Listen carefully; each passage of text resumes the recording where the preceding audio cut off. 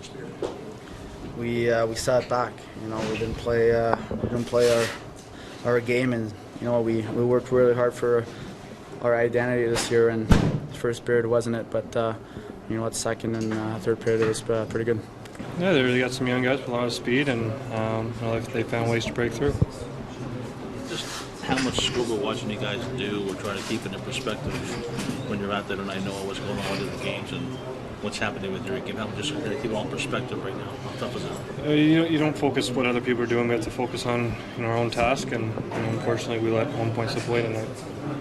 Obviously going down 3-1 there, I think we had to put our foot on the gas a little bit, and we knew Toronto would give us a good test tonight, and obviously we'd like to have that first period back, but like I said, it's nice to get the 1 point out of it and go from there. But it's adversity, and we have a good test in front of us, and we have a group that we're gonna take that challenge, and we just got to worry about next game now.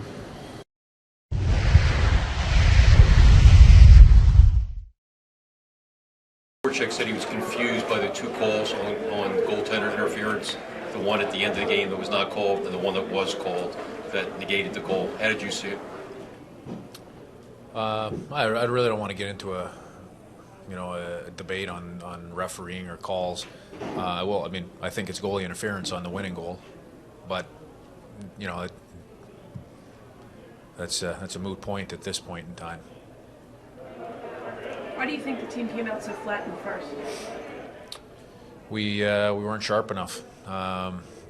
We gave up a couple of easy goals. We had a little bit of pushback. It was a sloppy period, both directions, and we weren't sharp enough. What the reason? I don't have a reason for that. I mean, they flew last night and probably landed about 2 in the morning. We did the exact same thing. These are tough games to play, but we've got a lot on the line. Our intensity level was excellent through the second and third, but the two easy goals that we gave up in the first turned out to be too big of a hole for us.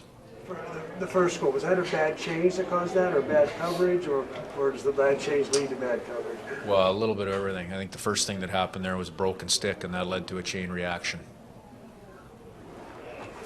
Shuffle up the lines a little bit.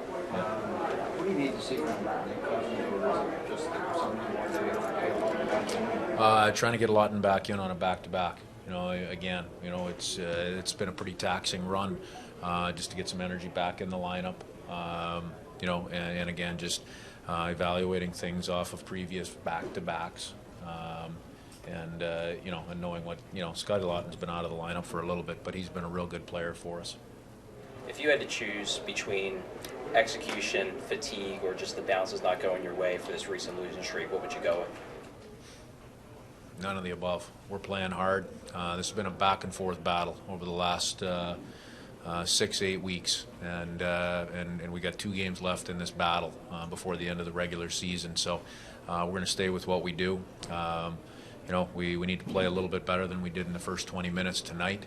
But most importantly, we got to come back to work and get ready and get prepared for our final home game of the regular season here on Saturday afternoon. 2 more questions, please. Do they suffer some? Again, you had the double minor penalty that was coming, or power play rather, was coming right off a goal. Do they suffer a little bit of a setback mentally when they don't score on a power play like that?